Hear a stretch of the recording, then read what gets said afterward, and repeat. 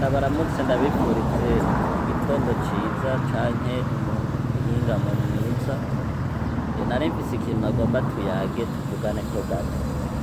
Abantu benshi bama bavuga ngo mu Burundi ngo nta mahera ahari, ngo ntaki, ngo ubukene burahari, ariko jewe nari naje mu gisagara ca Bujumbura, nibaza ko murahabona hano,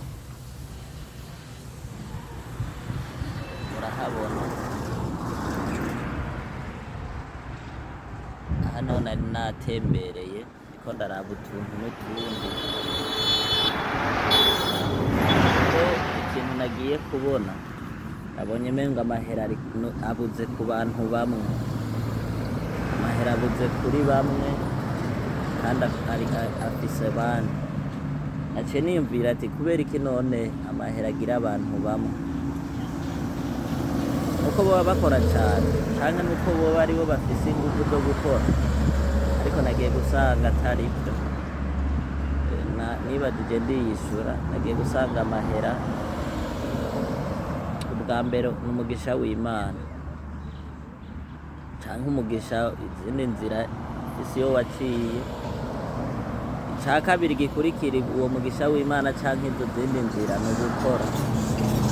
Nagiye kubona ko ico woba uriko urakora cose canke ivyo woba urimwo vyose,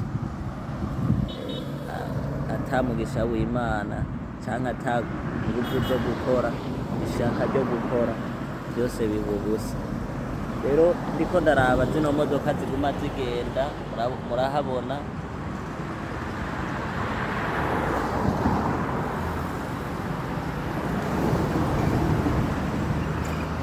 murabona ngene hasa, zino modoka ziguma zigenda.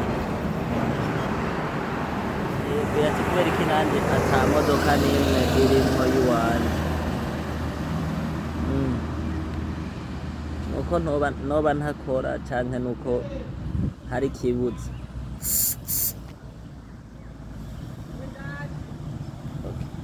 Nuko hoba hari ikibuze. Rero ico kibuze, iyo nicaye ahantu ndakunda kuciyumvira, sindi naho ko ari vyoba bishika ukavyibaza, kubera iki ntaronka amafaranga, kubera iki ndayabuze? Nibaza ko nawe ufise ikibuze, ico ubona hari igihengeri. Benshi barashobora kwiyumvira ngo igihengeri ngo n'umutahe niyo biva, ata vyiyumviro ufise navyo nyene birashobora kugupfana.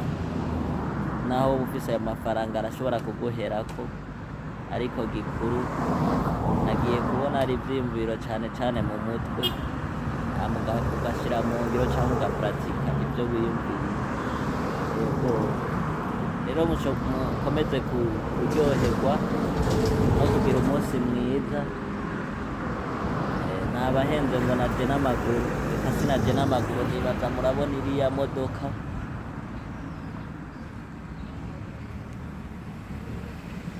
irya nyene mubona niyo najemwo, sinaje n'amaguru.